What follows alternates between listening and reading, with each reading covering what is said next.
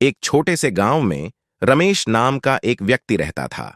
उसकी पत्नी सुमन की अचानक मृत्यु हो गई थी, जिससे वह और उसकी छोटी बेटी पायल अकेले रह गए थे।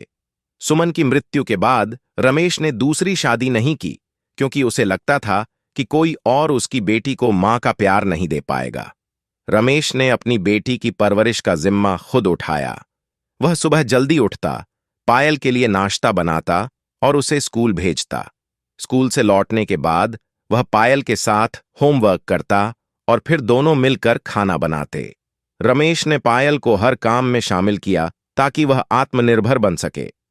पायल बीमार पड़ती तो रमेश रात रात भर जाग कर उसकी देखभाल करता। वह डॉक्टर के पास ले जाता, दवाइयां लाता और पायल को आराम देने के लिए हर संभव प्रयास करता।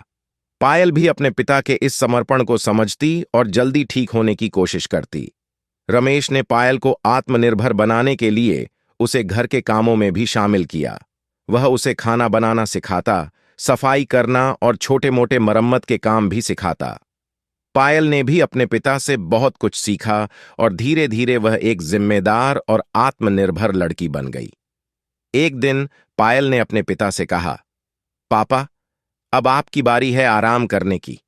आपने मेरे लिए बहुत कुछ किया है, अब मैं आपके लिए कुछ करना चाहती हूं।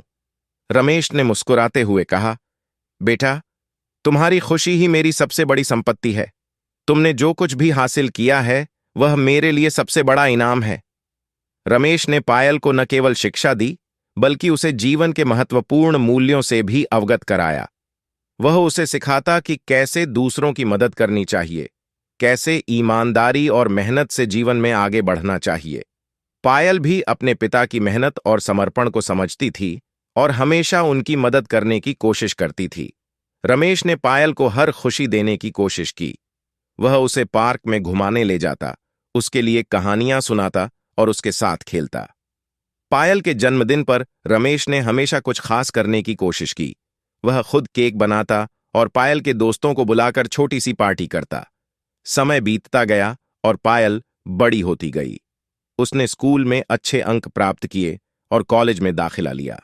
रमेश ने अपनी बेटी की हर सफलता पर गर्व महसूस किया। पायल ने भी अपने पिता के सपनों को साकार करने के लिए कड़ी मेहनत की। पायल ने अपने पिता से कहा, पापा, मैं आपकी मेहनत और प्यार को कभी नहीं भूल सकती। आपने मुझे मां और पिता दोनों का प्यार दिया है। रमेश की आंखों में आंसू आ गए। उसने पायल को गले लगाते हुए कहा, बेटा, तुम मेरी सबसे बड़ी खुशी हो। तुम्हारी सफलता ही मेरी मेहनत का फल है। रमेश ने उसके विवाह के बारे में सोचना शुरू किया।